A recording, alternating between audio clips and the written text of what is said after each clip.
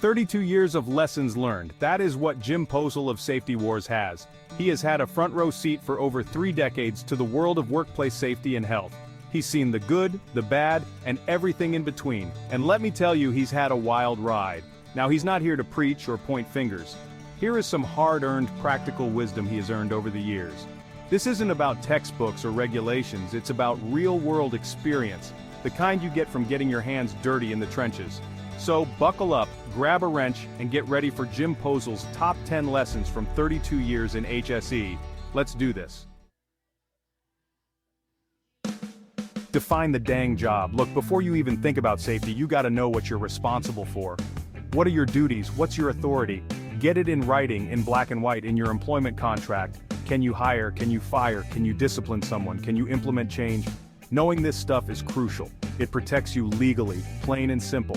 It's like having the right tool for the job. You can't fix a leaky pipe with a hammer, and hey, if you gotta step outside your lane to help somebody out, do it. But know your boundaries first. It's about covering your backside and doing the right thing.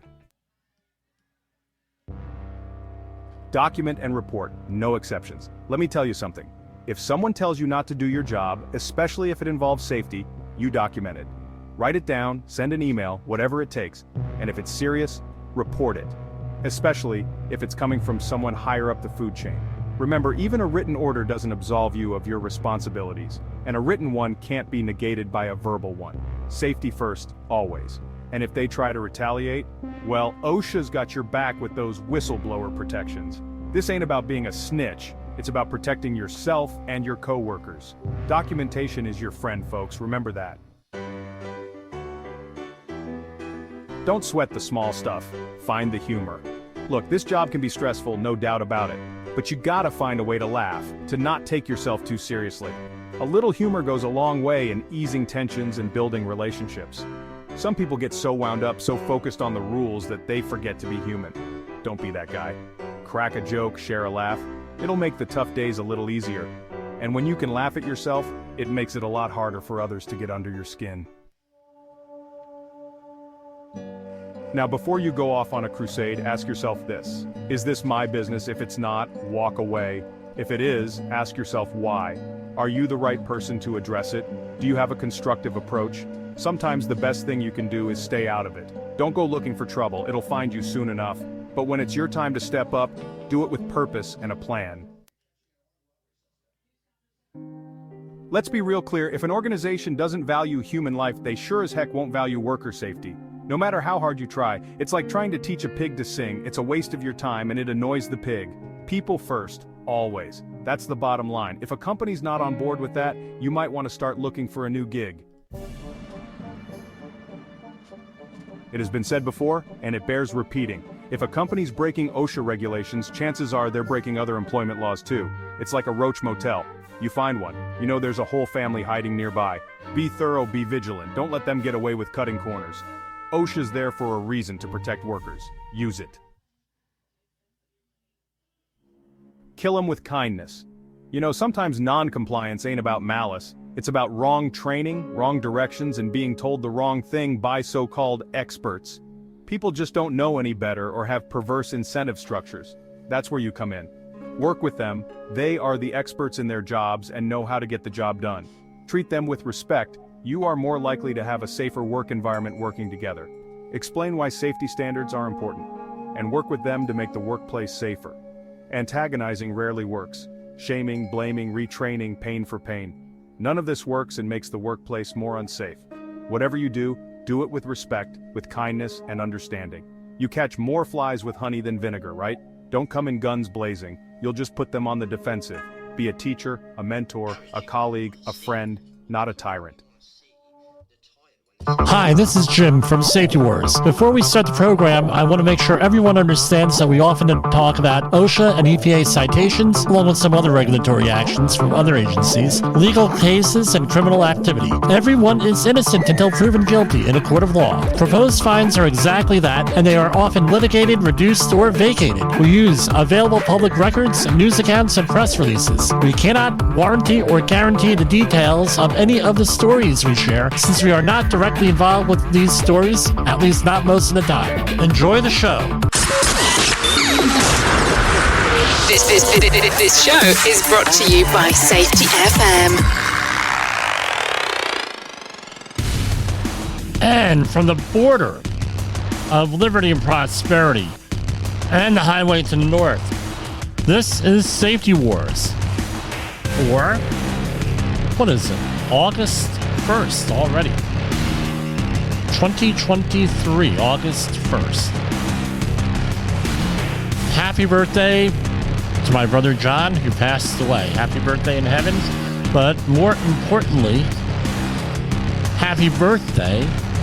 I shouldn't say more importantly, but happy birthday to my nephew Connor. Big 18 today. Heading on off to college in a few short weeks. How's everybody doing today? Now, a lot of comments. I got phone calls, I got emails, I got texts on last night's show. Apparently, I hit some raw nerves out there.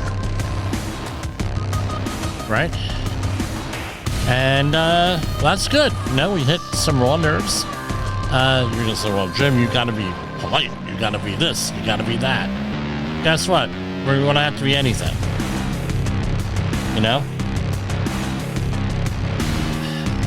It's just very, being authentic and being genuine, not very popular nowadays, right?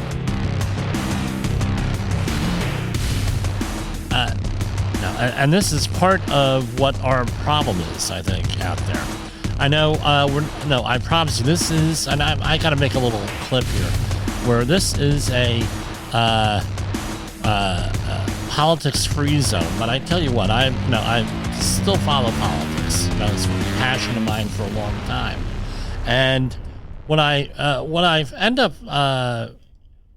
we end up saying here with the with everything is, you're being lied to. I don't know how to tell you this, and that's our theme for tonight. You're being lied to by a lot of people, by a lot of sources. It doesn't matter where you're at with anything. It doesn't really matter at all what you're doing or you're being lied to. That's the thing of the day. And there's incentives out there for people to lie. You know what? I forgot to put the camera on. Hold on. There's a lot of incentives out there for people to lie. And, it's just as simple as that. We talk about in safety all the time. What do we talk about? Where people are afraid of getting yelled at, afraid of getting screamed at, afraid of a whole bunch of stuff out there. So what do? They don't report safety issues. Right? At one facility I know, they said, well, we were doing according to our policy here, you have to cooperate with the investigation. That's a term of employment. And then it's also a term of their with OSHA, the general duty clause. So you have to go out there and you have to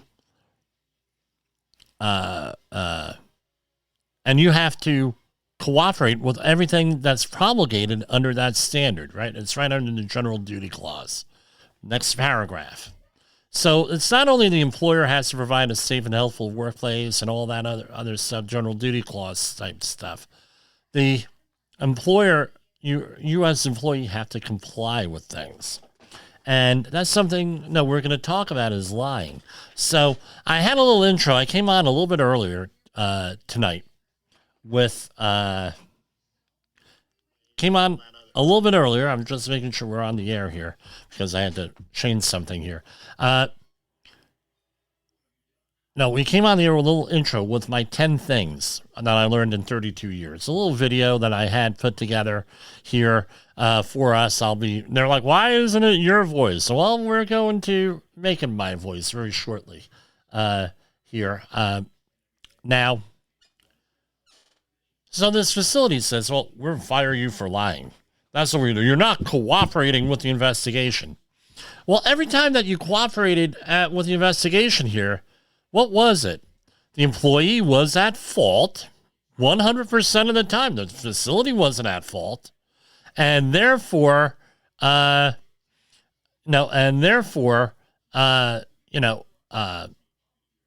the employee is at fault, therefore the employee is fired or thrown off banned from the facility for months and months and months. And you're going to say, well, Jimmy, that was years ago. You haven't been at that facility in years. What makes you convinced that they still do that? Well, I happen to know, because I'm on this network, and I'm not going to name names on this network, that this certain organization did receive human and organizational performance training. Know it for a fact. One, they admitted it to me. Number two, because when I mentioned to him long after I got out of, we already went over that. We know all of that we had somebody here. And on the Safety FM side, I had someone on Safety FM say, yeah, we provided training to that facility and that company. So I know from both, I'm not being lied to, right? Not being lied to. They got it. So I am on their email list still today. And this was their thing here, their safety thought of the day. I have to share this. I'm not mentioning the company name. Safety is an action word. To make something safe takes action and requires someone to do something. That something is to recognize what can cause an injury and then take steps to prevent it in a manner that ensures nobody gets hurt. That someone is you, right? A safety mindset is about making blame the employee a little bit. What do you think? A safety mindset is about making the time to take care of yourself and those around you. Here are a few tips to help create your own safety mindset. Aware. Pay attention. Stay alert to the possible hazards in your work environment so you can take steps to correct or guard against them. For example, knowing that there is snow and ice on the ground will help you wear the correct footwear.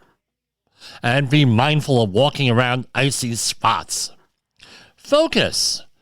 Concentrate on the tasks at hand. Distractions, boredom, or fatigue can lead to accidents and other safety hazards. Take good care of yourself. Getting plenty of rest and staying alert may prevent accidents. Strong. Have the strength to do the right thing, even when it's easier not to. Follow safety procedures. Remind coworkers of safety precautions. Patience. Take the time to do things correctly every time, like always wearing proper PPE. Oh, by the way, I'll say this, it's not written in here. The least reliable thing that you could do to prevent a safety issue is PPE, especially when you're dressed in protective coveralls and it's 100 degrees out in an area that's about 115 degrees, right? It's 100 degrees out, ambient temperature, and it's about 115, 120 degrees in there. And the thing, and let's remember that the pain threshold is 137 degrees, give or take, for the average person, right? But, you got to wear that PPE. Yeah, do you want, you want to get the job done? You want to do this? There's a lot of shit that you could do before you put on PPE. I'm not saying to wear PPE, but there's a lot of stuff you could do. Be aware of your surroundings, even if you need to take a moment to assess the setting. There are no shortcuts to safety. Responsible.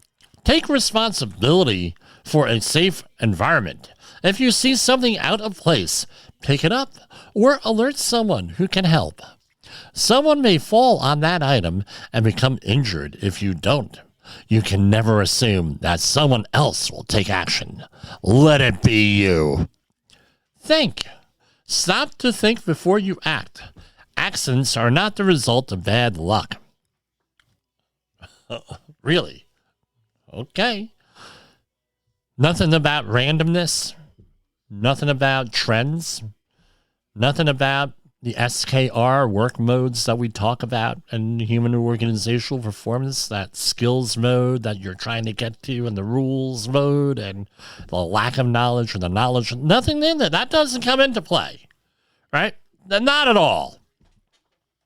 They occur when someone decides, consciously or not, to take a chance. Be smart and avoid taking unnecessary risks. Take the time to thoughtfully ensure that everyone is safely in its place and conditions are safe for your activity before you begin. Really? Okay, now let's take this up. At this facility, in all fairness, this was written many years ago, all right? Written many, many years ago. What's missing on here? My question, a couple of things. When there's an accident, I figure out what work mode we're in. I figure out what controls there are. I try to figure out everything. They say, there is a root cause and there's one root cause and blah, blah, blah. And you know what? You just fouled this up. I'm not going to get a good bonus this year because you people don't work safe. And it's because you do not have a safety mindset. Right? By the way, they're not the only facility. They're not the only guilty ones. They're just admitting it. They're admitting it, right? So, hold on here. Now, this is all that goes in here. So, okay, what about, how was that contract bid? Let's start out number one. Is that contractor qualified to do the work? Or are they BSing to the actual third-party assessment service that's assessing safety plans where you have to go in and ask questions? There's three main ones in the oil industry that they use, an energy sector, I should say, for that. Okay, right budget. Are the people qualified that you have in charge? Is the oversight person qualified for this, for supervising and managing this? Okay, what's the condition of where you're working?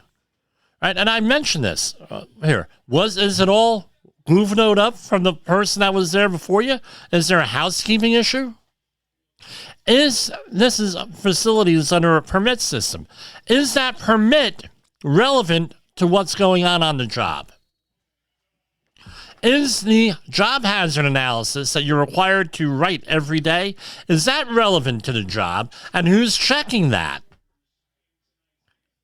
Right? Because that's the way it is. When they go to get the permits in the morning, are there 30 people online, and do they have the correct amount of time to do the job? If the job is budgeted for 8 hours, right? And you got to get it done in 8 hours, and they spend 2 hours getting the work permits.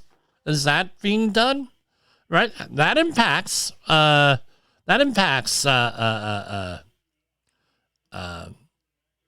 safety, right? Definitely impacts it, because now you're in a rush. Now you're encouraged to take corners, to cut corners. Does your facility rely on the bottom of that safety triangle, where administrative controls and PPE, which are the least reliable things to be on? Is that competent person that's supposed to be working in construction, and you're supposed to have a competent person or a PIC person in charge, is that person inspecting all the equipment and ensuring that they have the right equipment, inspecting it? Is it appropriate? Don't know.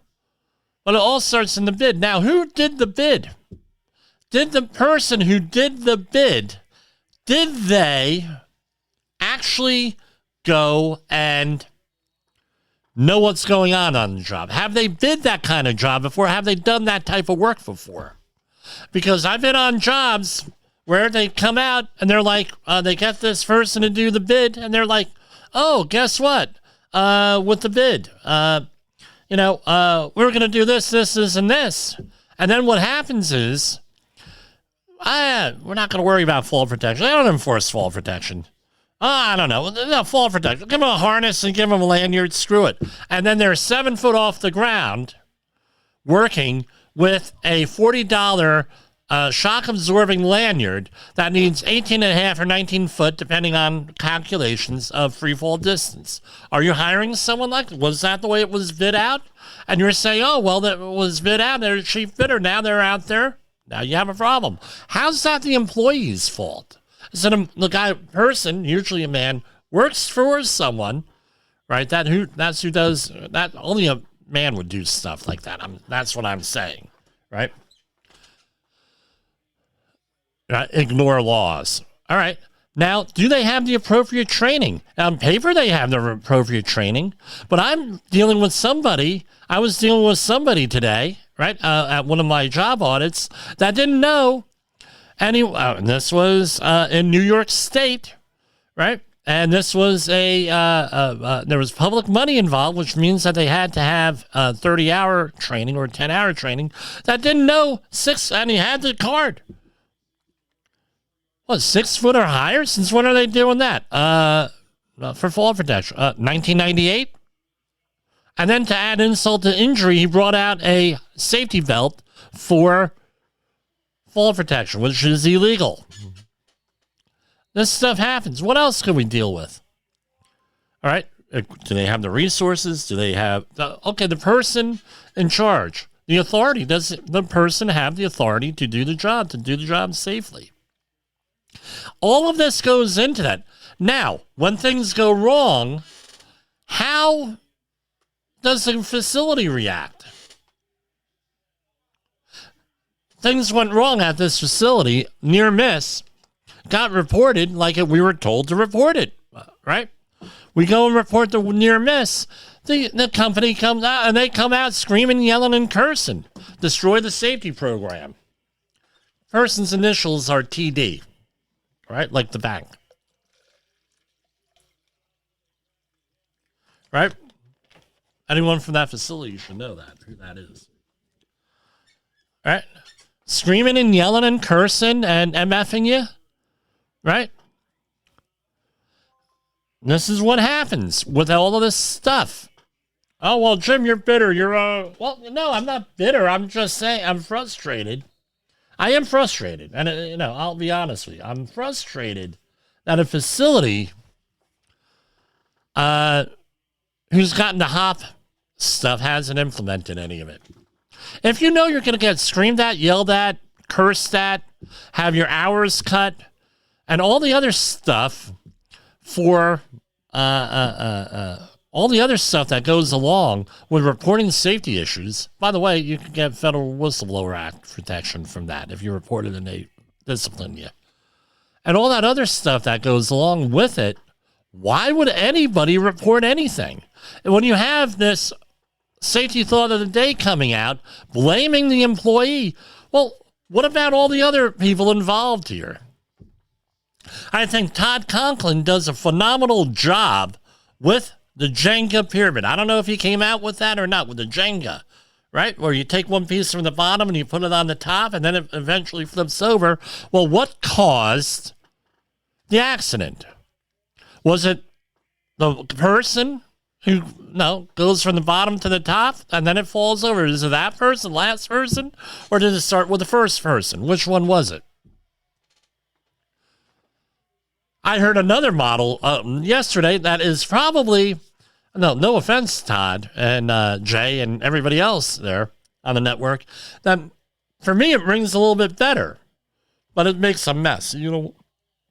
Pardon me. You don't want to do this, right? Especially in a classroom where you have grains of sand, like an hourglass, and you dump those grains of sand, and eventually you have a hill. And eventually you have an avalanche. So what grain of sand was the cause of the accident? A lot of stuff goes on with that. And this is just, what it is. So we do intro to HOP. give us a call, 845-269-5772. We can line you up with some training and everything else out there for human and organizational performance, as well as many, many other things. Now, I got into some other business here. So basically what it is, right, they're saying this is a nice and positive thing, blah, blah, blah, blah, blah. And they're lying to you. This facility is lying to you. Now, we got into it with something else online with the, people are still finding out about the program. Jim, you mean that there are people out there that buy safety certifications, like the 30-hour course, 10-hour outreach courses, and they do it for, they just write them out? So yes, they do. A lot of fraud in there, and I sent them, they didn't believe me, I sent them the story from a couple months ago out on Long Island, 20,000 cards estimated the guy gave out, the company. I don't know what the final disposition is, but he got convicted, I believe. If he didn't get convicted, he probably will get convicted on that one if they have ample proof. Allegedly, he did that, all right, alleged. Now, here's the other one. That and I cut. If you're here for the pre-show with the things that we learned, is document everything.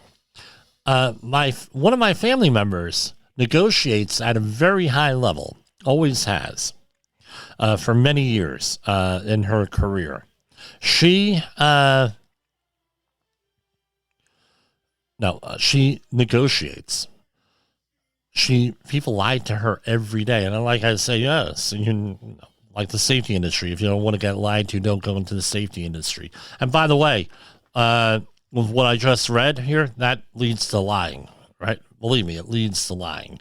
And if you lie, if you have people and the incentive is to lie, you don't get the information that you need and everything else, and you go completely. That's the other part.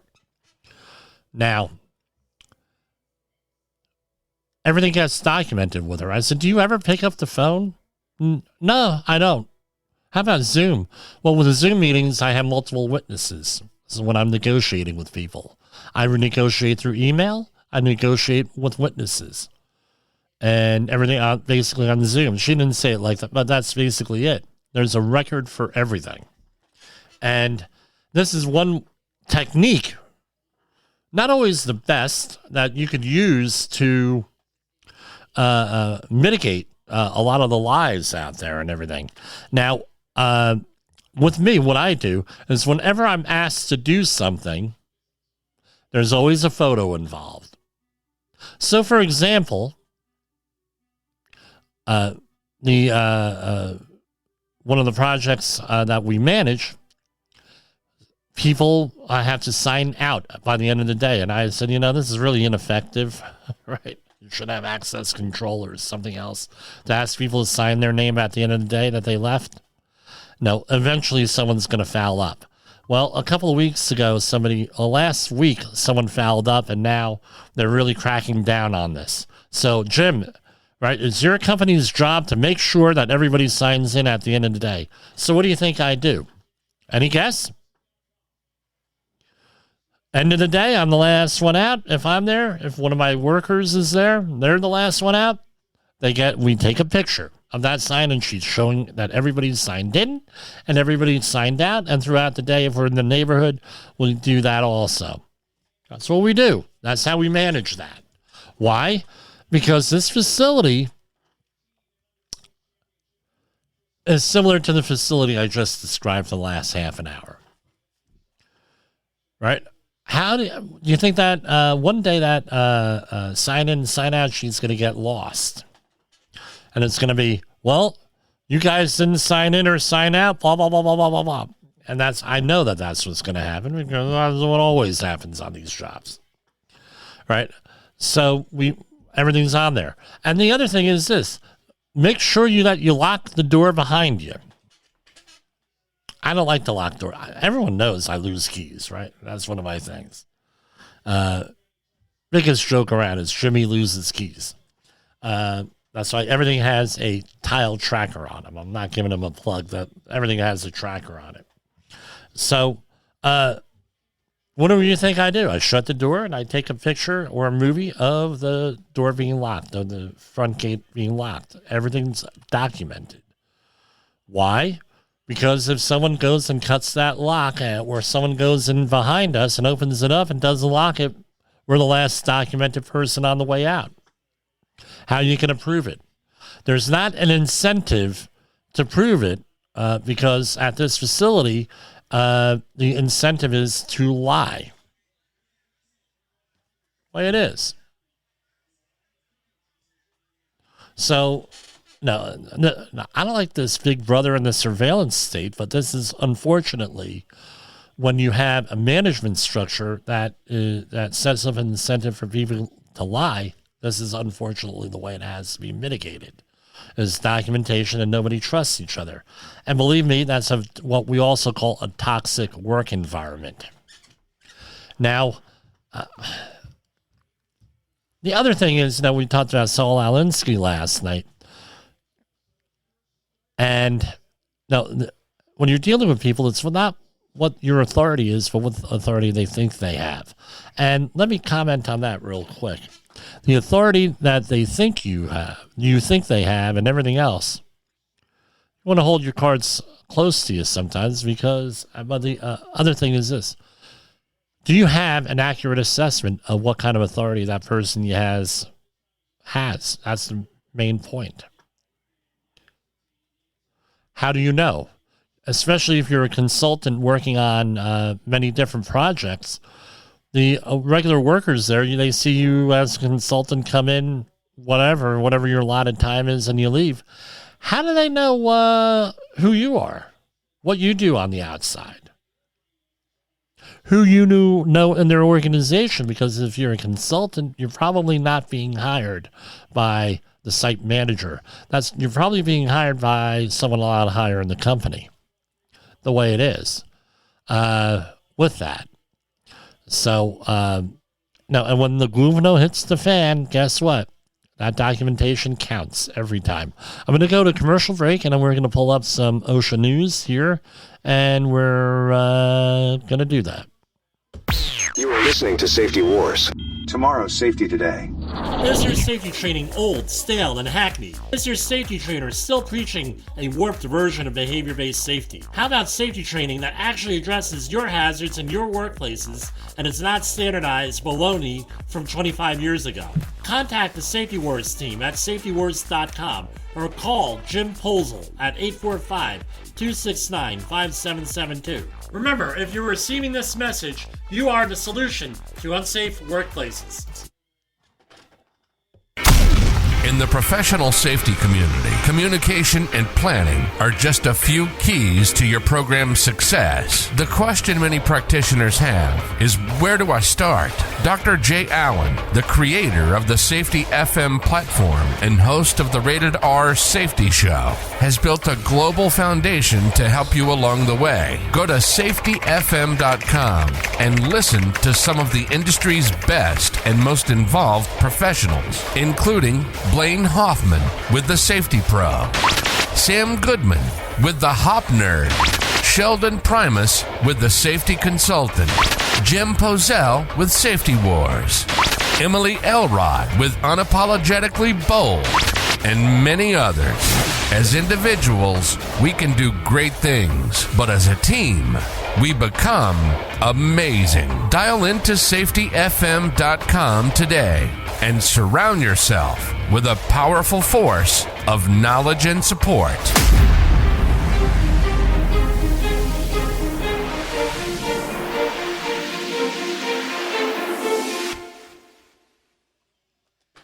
OSHA recordables, catastrophic losses, environmental disasters. You want answers? So do I. This is Jim Posel with Safety Wars. That's my daddy. Yes, Jessica, I am your father. I got this a little bit discombobulated here. Let me get this. All right. So I got a complaint last night that the people at home cannot see what's on the screen. So I promised I would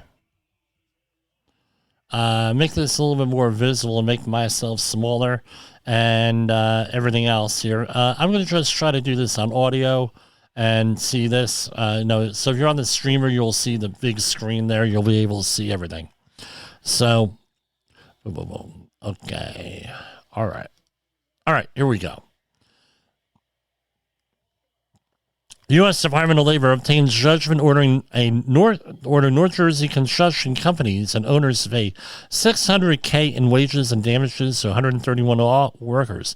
And I'm going to say this again. Everyone's innocent until proven guilty in a court of law.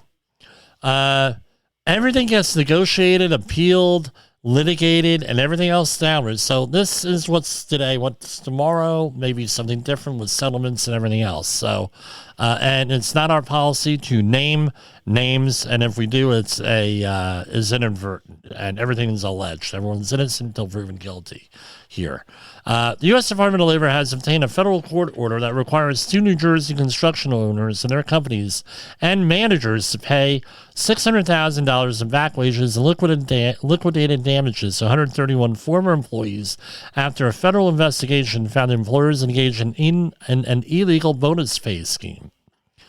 So they had a thing, right? So the division found that masonry and concrete contractors and another company, the company's owners and operators, I think I might know these people, engaged in illegal pay practices.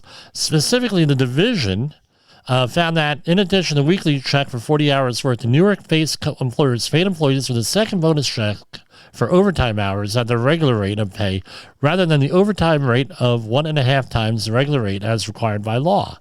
They also discovered the employers tried to hide the scheme by not keeping adequate and accurate records of daily and weekly hours worked.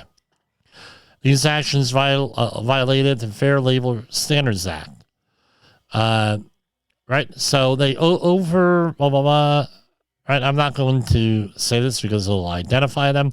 The U.S. Department of Labor will use every means available and necessary, including this is over the course of years, apparently. In addition to employers pay back wages and liquidated damages, the court forbid them from future FLSA violations, retaliation against their employees, directly or indirectly, or seeking or accepting any of the back wages or liquidated damages paid to employees. Any company that the individual defendants own or operate will also be bound by these provisions, and they have to go and do mea culpas, basically, with their employees and distribute flyers and fact sheets. And, it's a really big thing here. Let's see if we have some more information here. There is a consent to judgment link on here. People at home definitely can't see that. And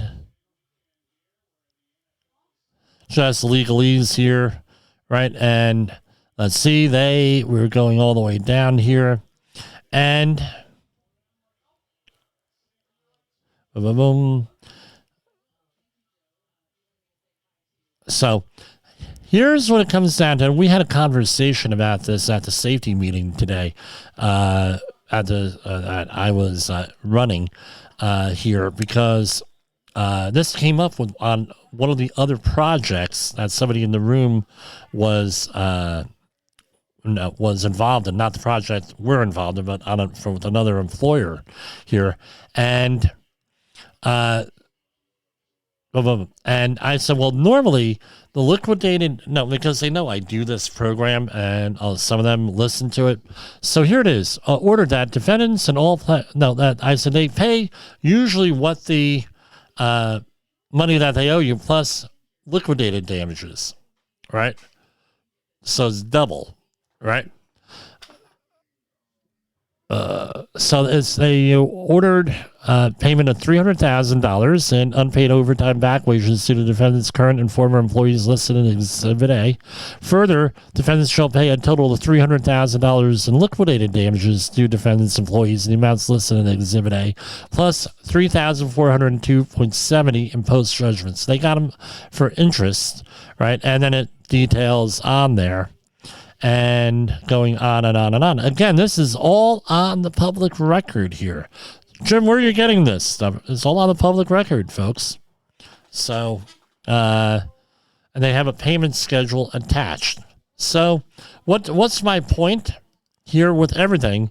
Don't break the law. Here's another one. U.S. Department of Labor, I had a conversation with another client on this here.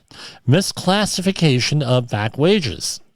U.S. Department of Labor recovers $150,000 in back wages and damages for 37 misclassified Amarillo maintenance parts runners denied overtime pay. So here is another one. $75,000 and $75,000 in liquidated damages for 37 employees for being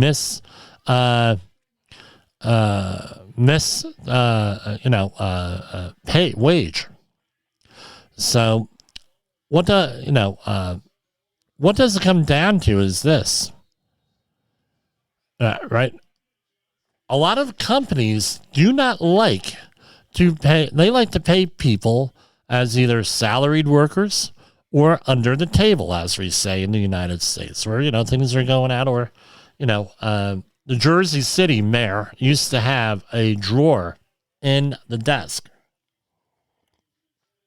This was the ultimate under the table thing.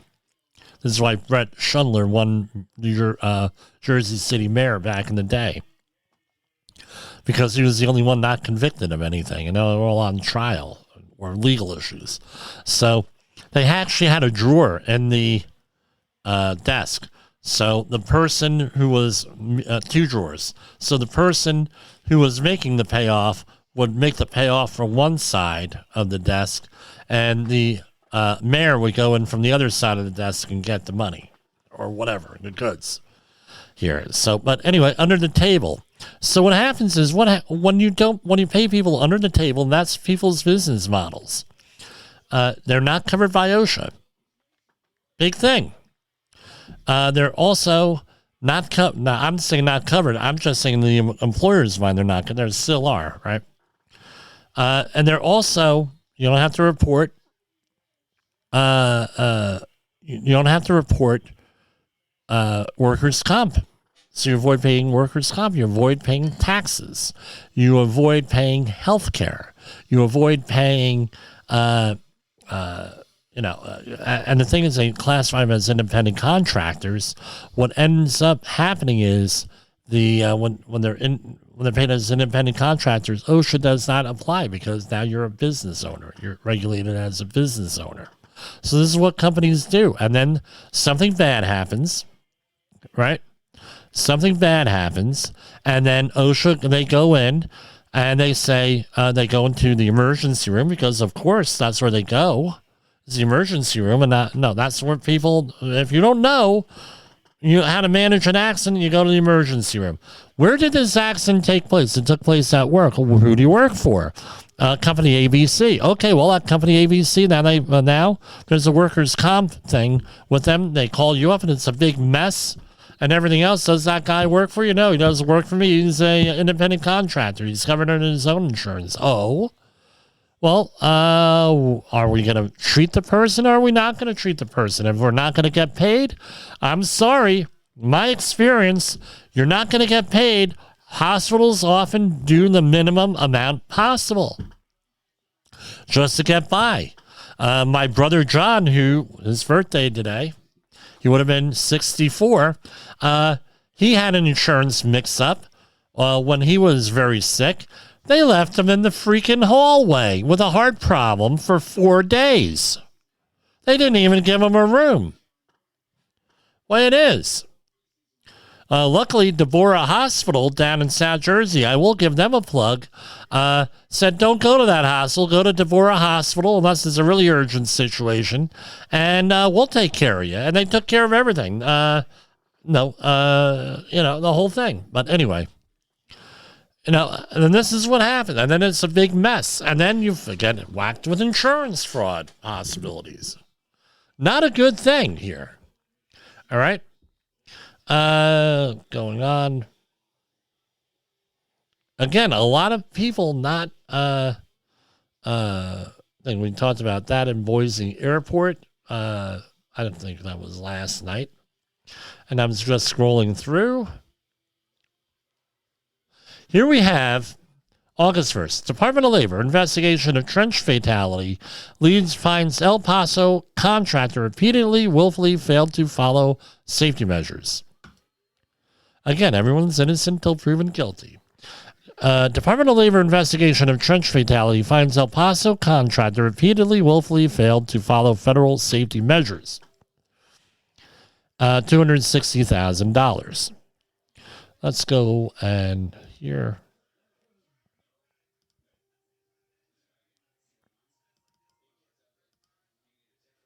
Hold on, let's go to commercial break while I get this straightened out here. I will be using the other thing here. And hey there, safety professionals. Welcome to another episode of Safety Wars on Safety FM, hosted by Jim Posel, and today we're diving into what it really means to be on the front lines of the safety war. So, let's start with the basics. Safety is not just a set of rules or regulations. It's a culture, a mindset, a way of life. When we talk about safety, we're not just protecting workers from harm. We're building an environment where everyone can thrive. It's about going home safe and sound to our families every single day. Now, I know it sounds like a heavy responsibility, but that's why we're here. To make sure everyone understands the importance of safety and knows how to implement it effectively. Whether you're a seasoned safety professional or just starting out, there's always something new to learn. Let's talk about some key strategies. First up, communication. It's critical to ensure that everyone on the team is on the same page. Regular safety meetings, clear signage, and open dialogue can prevent a lot of accidents before they even happen. Next, let's focus on training. Proper training equips your team with the knowledge and skills they need to stay safe. Remember, it's not just about ticking a box. It's about making sure every worker understands the why behind each safety protocol. This understanding fosters a culture of safety where everyone looks out for one another. Of course, we can't forget about technology. From wearable safety devices to advanced monitoring systems, technology is revolutionizing how we approach safety. Embrace it. Use these tools to enhance your safety programs and keep your team protected. But let's not get too comfortable. Safety is an ongoing battle. New risks and challenges emerge all the time. Stay vigilant, stay informed, and never stop striving for a safer workplace. So, what's the takeaway? Safety is everyone's responsibility. It's about creating a culture where safety is ingrained in everything we do. As safety professionals, it's our job to lead by example and inspire our teams to commit to a safer future. Thanks for tuning into Safety Wars on Safety FM. Stay safe out there, and remember, every day is a new opportunity to make a difference. Catch you on the next episode. all right, we're back. Right. So we have a lot of stuff going on here, you know. I'm making sure I am up and running on all of the platforms here. Now, very frustrating here. Now, with everything, right? Yeah, they're saying that we're all up and running. We're all streaming tonight and where we're supposed to be. That's, hey, I'll take that victory, right? I feel like I won some nights I feel like I won an Olympic gold medal here doing this. Department of Labor investigation of trench fatality, right? And hopefully everybody can see this. An El Paso contractor could have prevented a 37-year-old employee from suffering fatal injuries in February 2024 by following federally required safety standards, and that the employer has cited this company. The Department of Labor has cited the employer 6 times since 15 for like the same thing according to this. All right, we'll see once we get into it. It's available. The department's OSHA determined a pipe layer for a company was allowed to work in an excavation without a proper protective system. The trench collapsed, causing a piece of asphalt to fall, severely injured the worker, who later died in an area hospital. The city of El Paso had contracted the company for pipe work for the Cedar Grove Waterline Replacement Project, part of an ongoing citywide initiative. Despite repeated citation, my question is this. Let's talk about this. Go back to the beginning. When you are sending out bids, RFPs, requests for proposals. By the way, proposal, great word, right? When you're sending, you can think about it. When you're sending out RFPs and you got bids, why wouldn't you go to the OSHA website for the establishment search and see what the person's history is or the company's history is? Why wouldn't you do that? Why? I'll explain it to you. Because sovereign immunity. These people are not responsible for anything who pay for this. This is what this is. This is a thing, and there are laws in place that say, well, you have to take these people. Now, being a safety professional, when I am dealing with a company, right, I'm being hired by general contractors. Oh, well, Jim, we have this company, this company, this company, and this company. What do you think I do? I go to the establishment search, and I look up those companies. Oh, they have this problem, this problem, this problem. Or, hey, they've never had a problem with OSHA. That doesn't mean that they were involved in litigation or something else. However, we know that. Or do we have access to the third party assessment systems to determine what's going on with that company? Why? Because I'm trying to figure out, is that a company I need to really focus on? Really, Jim? Yeah, it's called being a safety professional, guys. And this is how you work. Are they a safe company? Do they know what they are doing? I don't know. Something to think about. Despite repeated citations and warnings about the dangers of unprotected blah, blah, blah, ignored the hazards for nearly a decade, and now an employee has lost their life, explained OSHA Area Director Diego Alvarado Jr. in El Paso. Rather than protecting its workers from this workplace hazard, the company did nothing to prevent this tragedy and leaves the family, friends, and coworkers to grieve. The company faces $260,000, $848. So, right, real tough talk here from OSHA, right? Horrible situation, very tough. Everybody's sorry and everything. And I tell you what, I hear it all the time in these things, right? Oh, everybody loved the worker. Everybody, great guy. Well, you didn't love him enough to prevent the injury. You didn't love him enough to put things in place. You didn't love them enough or care enough about your employees to do the right thing by them. Possibly, this might have truly been an accident. Right? But on the other hand, oh, no, I'm not saying I don't know what they did. However, this is normally what I hear. Right. You know, with that. Don't know if these people did that. I have no idea, but I'm just saying. Now, this is the kind of stuff that I hear all the time on these major accidents. All right. So here we go. Let me make sure we can see this, or is it? Right. Okay. Again, I'm trying to make it easy for the viewer here. And we're scrolling down our regular stuff here. So, so here we go. 10 years of not doing the right thing. They've been cited before, according to this news press release. So let's see. They got $260,000 in proposed penalties here. This is from the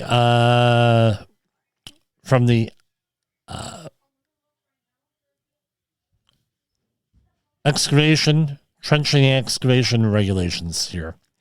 29 CFR 1926-651. I just had a brain fluctuation there.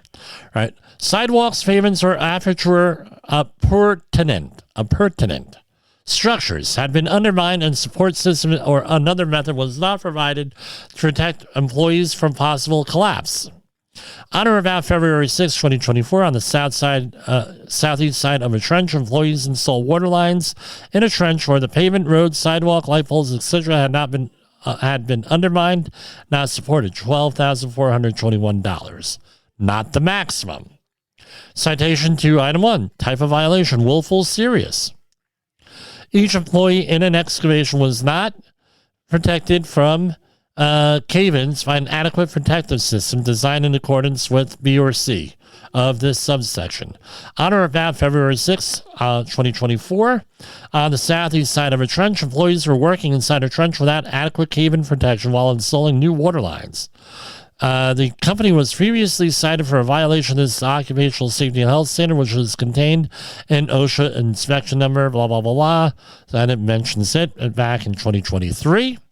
And they were previously cited for a violation of this back in 2023 again, blah, blah, blah, with this. $124,219. Citation tree item 1, type of violation, repeat serious. Is $62,104.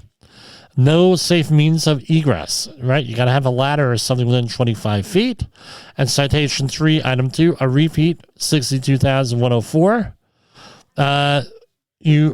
Employees were not protected from excavated or other materials or equipment that could pose a hazard by falling or rolling into the excavations.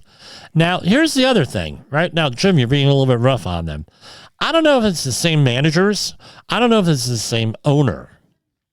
So they may not, now, if you're an owner and you're buying a company, perhaps you want to go on the establishment search and find out what's going on. Maybe you want to notify your employees, hey, 10 years ago or 5 years ago or whenever, we had a situation where this happened, and guess what? If they come again on the hit parade, OSHA, we're really going to get whacked here.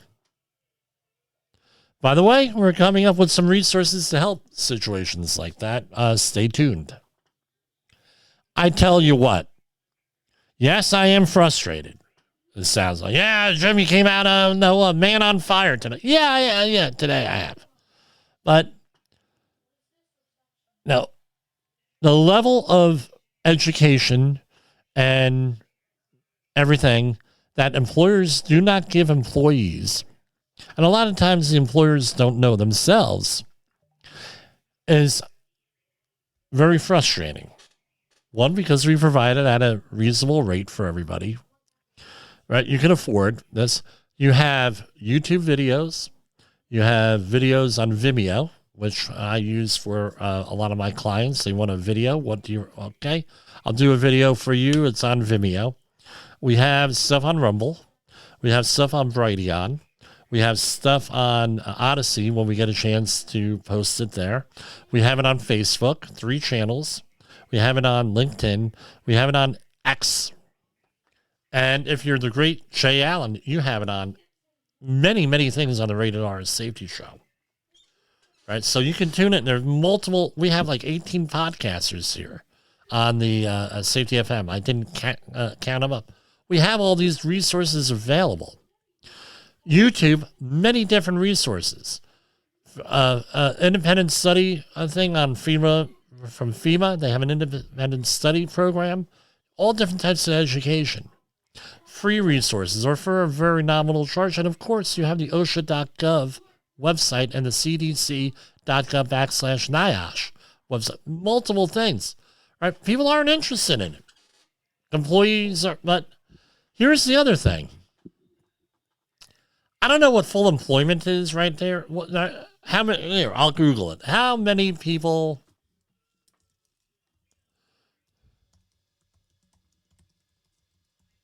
How many people are employed in the U.S.? Right? $326.7 million. $326.7 million people in the country, how many people are employed.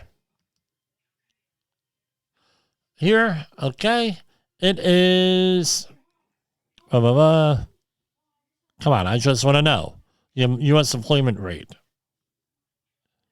Right now, out of those 326 million people, you have around 64% employed right now, 16 years old or older. Let's remember, that's a lot of people at work. OSHA is here to regulate the workplace. Right? Does that make sense? So these regulations impact you every time you go to work. Wouldn't it make sense? You would think that people might be interested in, hey, if these regulations apply to me and my employer, maybe I should learn about it. Maybe I should learn about safety. Because again, let's bring this totally around in a circle. What's the incentive? If you have an underfunded agency and you know that most of the time people aren't going to get hurt because they are able to mitigate hazards in their own workplace, right? Because unless you're like some people I deal with, you don't want to get hurt. And all that other controls that we put in, right? The incentive is for the employer to not do the right thing. And there's a lot of employers out there who don't do the right thing. Most do, thankfully, right? Because we only have 5,000 reported fatalities a year and something like 2.8 million workplace injuries. But according to OSHA, we have 50,000 people dead from workplace industrial hygiene exposures every year that are very difficult to track.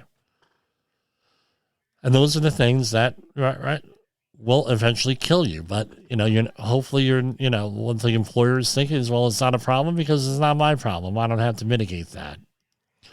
But again, what's my point? It's in your interest for this. I hear all the time, one of my clients said, well, we're going to have all of our online, all of our site orientations done through an app. Great idea because you're not dealing with 5,000 pages, literally 5,000 pages in paperwork, right? That I have to hire my cousin Dave to manage, right? That's what his summer internship was 1 year. Hey, here, straighten this out. But, so what happens? We do not know how to operate the app. So therefore, you don't have to give us training. Yeah, that's what I hear. We don't have to do the training because we don't know how to app. And then 5 minutes later, they're on their smartphone or iPad or computer and everything else. What are they doing? Looking at, we'll just say, not safe for work stuff. They know how to access that, but they can't access the app. They know how to access their gambling app. They can't do that. They know how YouTube, blah, blah, blah. Very frustrating. So we're going to wrap it up, right? And we're going to... boom, boom, boom. We're going to go and where's our outro? We're going to do our outro, and I'll try to be on the air tomorrow.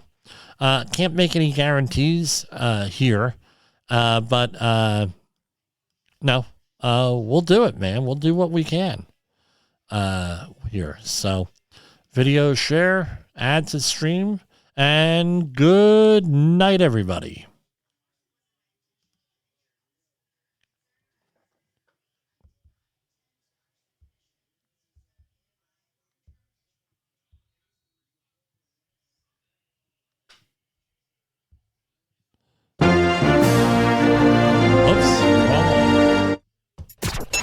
Wrong button. The views and opinions expressed on this podcast are those of the host and its guest and do not necessarily reflect the official policy or position of the company. Examples of analysis discussed within this podcast are only examples. They should not be utilized in the real world as the only solution available, as they are based only on very limited and dated open source information. Assumptions made within this analysis are not reflective of the position of the company.